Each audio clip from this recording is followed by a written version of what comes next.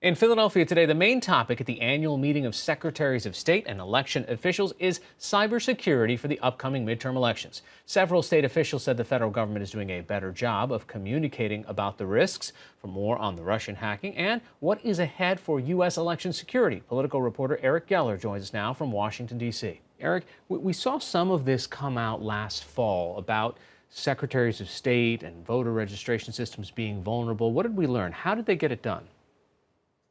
Well, this was a very interesting sort of two-part indictment. The vast majority of it focused on the hacking of the Democratic National Committee, the Democratic Congressional Campaign Committee, and of course the Clinton campaign. There were also a few paragraphs in there about attacks, attempted attacks on state election systems. In one case, according to the indictment, what they did was they broke into a company that sells software that's used to verify voters at the polls. So you walk up, you tell them your name, they look on a list. What they're doing is they're using software to make sure you're on the voter registry. That software is made by a company.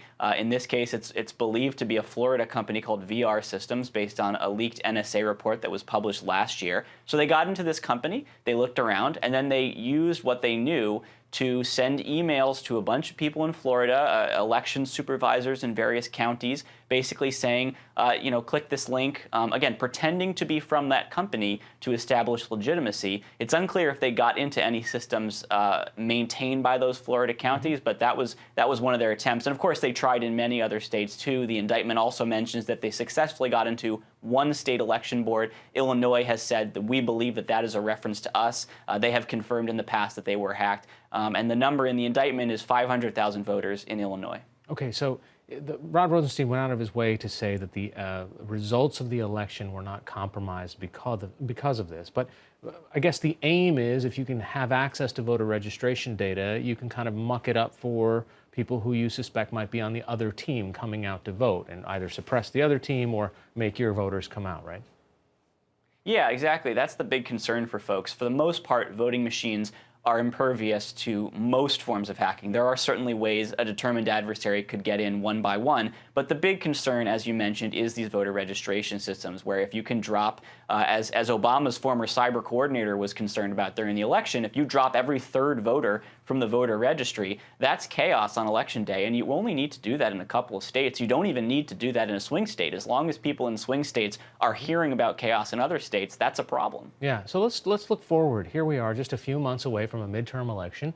Does the intelligence community, does the Department of Justice and their indictment, does anybody feel like we are secure enough from this happening again? Well, it's interesting. Kirstjen Nielsen, the DHS secretary, was asked about this at a cybersecurity conference several months ago. She was asked, are you confident in the security of the election system? And her response was telling.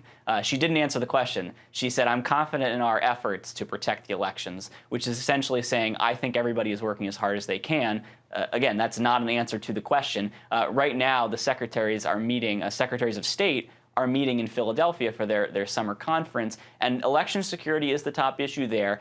You have the federal government several months ago giving out almost $400 million to states to upgrade their voting machines, upgrade their registration systems.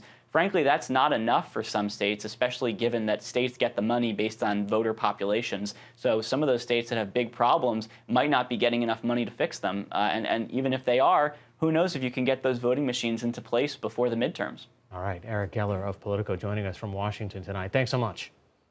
Thank you.